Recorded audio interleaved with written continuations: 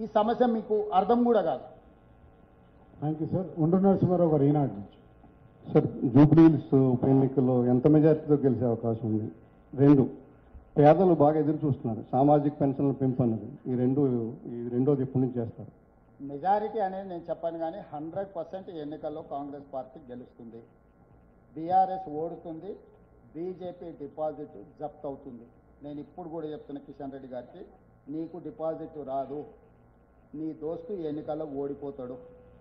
మీరు ఎన్ని గూడు పుటానాలు చేసినా ఇదే ఫలితం 14 నాడు సాయంత్రం చూద్దాం. అమర్ గారు, అజిత్ అడగండి. సీఎం గారు, ఈరోజు జూబ్లీ హిల్స్కి సంబంధించి ఎలక్షన్ ప్రచారం జరుగుతుంది. మీరు అన్నారు, ఎన్నో విమర్శలు చేశారు ప్రతిపక్షం మీద, కానీ ప్రచారం చూస్తే జూబ్లీ హిల్స్ పేరుకే జూబ్లీ హిల్స్, కానీ అన్నీ కూడా బస్తీలే. ఎక్కడ ఈ బస్తీలకు సంబంధించి కానీ నియోజకవర్గానికి సంబంధించి కానీ సమగ్ర ప్రణాళిక ఎక్కడా కూడా మీ ప్రచారాల్లో రావట్లేదు. కేవలం ఒకళ్ళ మీద ఒకళ్ళ విమర్శలు, వ్యక్తిగత దాడులు తప్పితే జనానికి సంబంధించి ఎక్కడ సమగ్ర ప్రణాళికను ఎందుకు ప్రకటించట్లేదు? జనాలకు సంబంధించిన సమగ్ర ప్రణాళిక 3 మంత్రులను ఇన్ఛార్జ్ చేసి 4 నెలల నుంచి దాదాపుగా 400 నుంచి 500 కోట్ల రూపాయలు రోడ్లకు, డ్రైనేజీకి, ఇండ్ల మీద వెళ్తున్న హైటెన్షన్ తీగల తొలగింపుకు, చెత్త తొలగింపుకు, రోడ్ల వైడనింగ్కి పూర్తి స్థాయిలో 3 నెలల నుంచి ప్రణాళికలు రచించి మున్సిపల్ మంత్రిగా 500 కోట్ల రూపాయలు నిధులు మంజూరు చేసి పనులు కొనసాగుతున్నాయి. అదే జూబ్లీహిల్స్లో 14,170 కొత్త రేషన్ కార్డులు ఇచ్చిన, మొత్తానికి 61,000 రేషన్ కార్డులు జూబ్లీహిల్స్లో ఉన్నాయి. 2,39,000 మంది సన్న బియ్యం లబ్ధి పొందుతున్నారు. 25,000 ఇళ్ళు, 200 యూనిట్లు ఉచిత కరెంటు పొందుతున్నారు. ఇట్లా ప్రతి 25,000 పైచీలకు ఇళ్లకు 500 రూపాయలకు సిలిండర్ వస్తున్నది. ఎందుకంటే ఇక్కడ వ్యవసాయ రైతు రుణ మాఫీలు కానీ ఇట్లాంటివి అర్బన్లో ఉండవు కాబట్టి, అందుకే చెప్పిన 400 ఇండ్లు, 4,000 ఇందిరమ్మ ఇండ్లు మీకు మంజూరు చేస్తా, మీకు ఎన్నికలు కాగానే అందుబాటులోకి తీసుకొస్తా అని చెప్పిన. కొల్లూరులో దాదాపుగా ఎప్పటి నుంచో ఈ ప్రాంతం వాళ్ళకి డబుల్ బెడ్రూమ్ ఇల్లు అలాట్ చేస్తే అన్ని సమస్యలు ఉంటే రేషన్ షాపు, పోలీస్ స్టేషను, నీళ్లు, స్కూలు అన్నీ మంజూరు చేసిన. సో ఇవన్నీ చెప్పడానికి అవకాశం రాకుండా 10 సంవత్సరాలు అధికారం చెలాయించిన వాళ్ళు, 12వ సంవత్సరం అధికారంలో కొనసాగుతున్న వాళ్ళు ఇద్దరు ఏకమై మా మీద ముప్పేట దాడి చేస్తున్నారు. సో వాళ్ళు ఇసునకర్రతోని ఇట్లా అంటే ఇక మనము ఏదో రకంగా అనాల్సిందే కదా, తలుపు చెక్కతో అట్లా అనాల్సిందే కదా, అది సిచ్యువేషన్. కాబట్టి మాకు స్పష్టత ఉంది, జూబ్లీ హిల్స్ నియోజకవర్గంలో జూబ్లీ హిల్స్ లేదు. నేను జూబ్లీ హిల్స్లోనే ఉంటా. బస్తీలన్నీ అన్నీ ఉన్నాయి, జూబ్లీ హిల్స్ వచ్చి ఖైరతాబాద్ ఉంది. దాని పేరుకే జూబ్లీ హిల్స్, కానీ మైసూర్ బోండాలో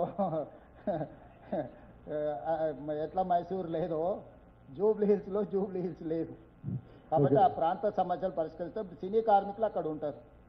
వాళ్ళ సమస్యలు పరిష్కరించినాం కదా, వాళ్ళకు జీవిత బీమా ఇచ్చినాం, ప్రమాద బీమా ఇచ్చినాము. సినిమా రేట్లు ధరలు పెంచితే 20% పెంచిన ధరల్లో వాళ్ళకు ఇస్తేనే, కార్మికుల వెల్ఫేర్ కోసం ఇస్తేనే జీవో ఇస్తా, లేకపోతే లేదని స్పష్టమైన విధానాన్ని తీసుకొని వచ్చినాం. సినిమా కార్మికులను పిలిచి కూర్చోబెట్టి మాట్లాడినాం. కృష్ణానగర్ అనేది నంది అవార్డ్స్ నుంచి ఆస్కార్ అవార్డ్స్ వరకు నైపుణ్యాన్ని పెంచిన ప్రాంతం. వాళ్ళ సమస్యలు ఇన్నేళ్ళలో ఎవరైనా మాట్లాడినరా? చెన్నారెడ్డి గారు సంస్థను ఇక్కడికి తెస్తే మళ్ళీ నేనే వాళ్ళతో కూర్చొని 25,000 మంది సినీ కార్మికులతో మాట్లాడి వాళ్ళ సమస్యలకు పరిష్కారానికి విధి విధానాల నిర్ణయాలు తీసుకున్నాం. సాయిశేఖర్ గారు. సార్ నమస్తే అండి. మీరు హైదరాబాద్ డెవలప్మెంట్ గురించి 2004 నుంచి 14 వరకు చేసిన చాలా ప్రోగ్రామ్స్ చెప్పారు. అసలు హైదరాబాద్ ఎంసీహెచ్ నుంచి జీహెచ్ఎంసీ అయింది కూడా కాంగ్రెస్ కాలంలోనే. హెచ్ఎండిఏ అయి ఏకరేజ్ పెరిగి A1 సిటీ గుర్తింపు పొందింది కూడా కాంగ్రెస్ కాలంలోనే. అండ్ యుఎస్ ప్రెసిడెంట్ని తీసుకొచ్చి ఇక్కడ కాన్సులేట్ ఇప్పించింది కాంగ్రెస్ కాలంలోనే. ఈ గ్రోత్ ఇంజన్స్ మీరు ఎందుకు మర్చిపోతున్నారని అంటే నేనేం మర్చిపోవట్లేదు, చాలా ఎక్కువైనాయి కదా, కొన్ని చెప్పినా మిగతా మీరు చెప్తారని మీకు వదిలిన. అన్నీ నేనే చెప్తే ఇక మొత్తం నువ్వే చెప్పినాక మేమెందుకు సార్ అంటారు. మళ్ళీ జర్నలిస్టులతో నాకు ఈ సమస్య ఉన్నది. కాబట్టి నేను అనేది ఒకటే, ఎప్పుడు కూడా కాంగ్రెస్ ఉన్నప్పుడు ఒక పద్ధతి ప్రకారం డెవలప్మెంట్ కోసం చేస్తుంది. చెప్పుకోవడంలో కొంచెం వెనకబడుతుంది కాంగ్రెస్లో, ఎందుకంటే మల్టీ లీడర్షిప్ కదా. ఆయన చెప్తాడా, ఈయన చెప్తాడా, ఆయన వాళ్ళిద్దరు చెప్తారులే అని మూడోగా ఆయన, ఇట్లా చెప్పుకోవడంలో కొంచెం వెనకబడతాం. ఆడేంటంటే ఒకడే ఓనర్ కాబట్టి మిగతా వాళ్ళంతా పని వాళ్ళే. ఓనర్ చెప్తాడు, పని వాళ్ళు మాట్లాడతారు. ఇక్కడ అందరూ ఓనర్లే కదా. సో చెప్పుకోవడంలో కొంచెం వెనకబడ్డాం మిత్రమా. మీరు చెప్పినందుకు ధన్యవాదాలు. Thank you sir. Sai Shekhar కొనసాగిగా వచ్చిందా సార్, మీరు స్టార్ట్ చేస్తున్న యంగ్ ఇండియా ఇంటిగ్రేటెడ్ రెసిడెన్షియల్ స్కూల్కి స్ఫూర్తి సర్వేల్ రెసిడెన్షియల్ స్కూల్. Yes. సో ఆ స్కూల్ నుంచి నేను కూడా వచ్చినాను కాబట్టి చాలా సంతోషం సార్.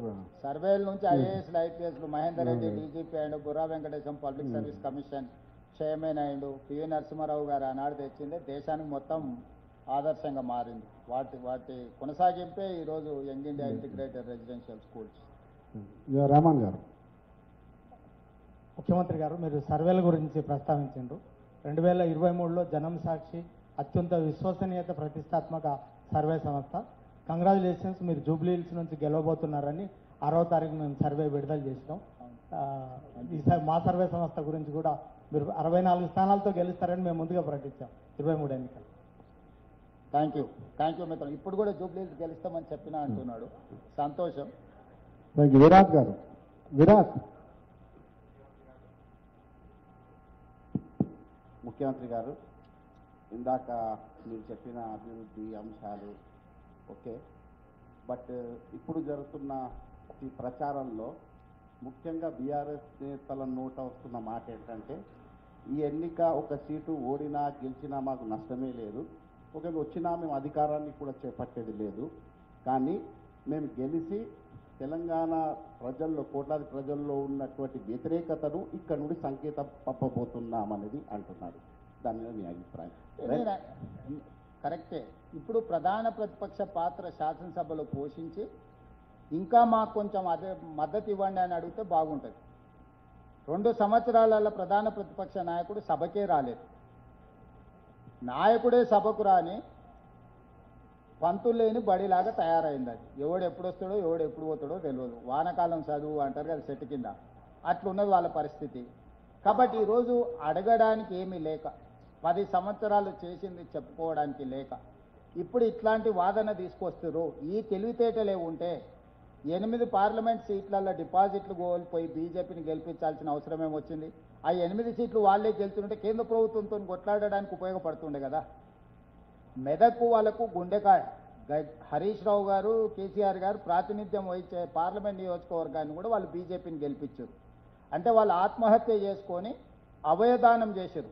యాక్సిడెంట్లో చచ్చిపోయినప్పుడు అవయదానం చేయడం వేరు. కిడ్నీలో కండ్లో మనం ఎవరికైనా దానం చేస్తాం యాక్సిడెంట్లో చనిపోతే, కానీ సూసైడ్ చేసుకునేవాడని అవయదానం చేస్తాడా? మొన్న బీఆర్ఎస్